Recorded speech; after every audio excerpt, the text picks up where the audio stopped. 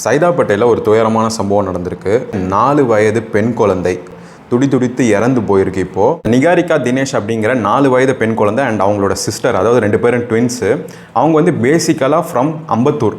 So அம்பத்தூரில் தான் அவங்க வீடு இருக்குது. அண்ட் அம்பத்தூரில் இருக்க ஒரு ப்ரைவேட் ஸ்கூலில் தான் அவங்க வந்து படிக்கிறாங்க. 2 பேருமே வந்து எல்கேஜி தான் படிக்கிறாங்க. ஸோ அவங்க என்ன பண்ணுவாங்கன்னா, வீக்கெண்ட்ஸில் தாத்தா பாட்டி வீட்டுக்கு, அதாவது வெஸ்ட் மாம்பலத்துக்கு கிளம்பி வந்துருவாங்களாம். ஸோ வெஸ்ட் மாம்பலம் டு சைதாப்பேட்டைக்கு அவங்க தாத்தா வந்து பைக்கில் கூப்பிட்டு போயிருக்காரு. எப்பவுமே யூஸ்வலாக கூப்பிட்டு போய் ஸ்நாக்ஸ் அது மாதிரிலாம் தான் வாங்கி கொடுப்பாரு போல இருக்குது, குழந்தைங்க வந்திருக்காங்களேன்ட்டு. ஸோ அந்த மாதிரி வந்து கூட்டிகிட்டு போகிறப்போ சாட்டர்டே நைட், அதாவது இப்போ போன சாட்டர்டே நைட் வந்து இந்த மாதிரி ஒரு துயரமான சம்பவம் ஒன்று நடந்திருக்கு. அந்த பெண் குழந்தையோட தாத்தா, அவருக்கு வந்து 67 வயது ஆகுது. அவரோட பேர் வந்து பத்மநாபன். அவர் வந்து ஒரு ரிட்டையர்ட் பேங்க் ஸ்டாஃப். அவர் தன்னோட பேத்திகளை வந்து ஸ்கூட்டரில் ஏற்றிக்கிட்டு ஒரு ரைடு போவாராமா எப்பவுமே.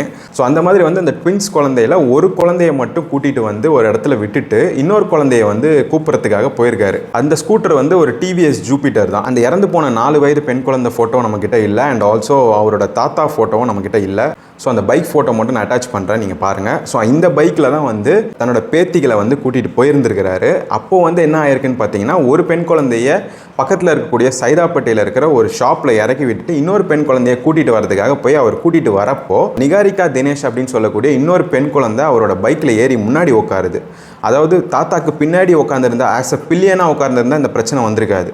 பட் தாத்தாக்கு முன்னாடி நிற்க வச்சுட்டு கூப்பிட்டு போவாங்கல்ல ஸ்கூட்டரில் குழந்தைங்களை, அந்த மாதிரி ஒரு செட்டப்பில் அந்த குழந்தைய ஏற வச்சிருக்காரு. குழந்தை ஆக்சிடென்ஷியலாக அந்த பைக்கோட த்ராட்டில் பிடிச்சி திருக்கிட்டு இருந்திருக்கு.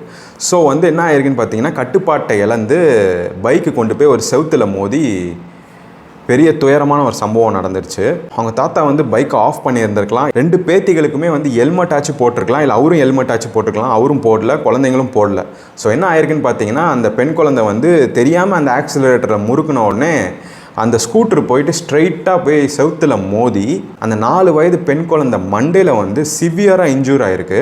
அண்ட் அந்த போய் இடித்த இந்த வேகத்தில் அந்த பைக்கு, அந்த ஹேண்டில் பார் வந்து அப்படியே அந்த பெண் குழந்தை நெஞ்சில் அப்படியே சாஞ்சிருக்கு. ஸோ அப்படியே நெஞ்சில் வந்து அந்த ஒரு 110 கிலோ வண்டி விழுந்தால் எப்படி இருக்கும், அது ஒரு 4 வயது பெண் குழந்தைக்கு. அந்த இடத்துலேயே அது வந்து ரொம்ப துடிச்சு போகுது. பக்கத்தில் நடந்து போனவங்க, அக்கம் பக்கத்தில் இருக்கவங்களாம் ஓடி வந்து அந்த பெண் குழந்தைய மீட்டு ஹாஸ்பிட்டலில் சேர்க்குறாங்க. இந்த துயரமான சம்பவத்தில் அவங்களோட தாத்தாவுக்கு வந்து அதிர்ஷ்டவசமாக எந்த ஒரு காயமும் ஏற்படலை. அவர் என்ன பண்ணியிருக்காருன்னா, டக்குன்னு அந்த இடத்துலேருந்து ஜம்ப் பண்ணியிருக்காரு, அந்த பைக்கை விட்டு எகிரியிருக்காரு. ஸோ அவர் வந்து எந்த ஒரு இன்ஜுரி இல்லாமல் தப்பிச்சிட்டாரு. இந்த பைக்கும் அந்த பொண்ணு மட்டும் போய் அந்த செவுத்தில் மோதி இருக்காங்க.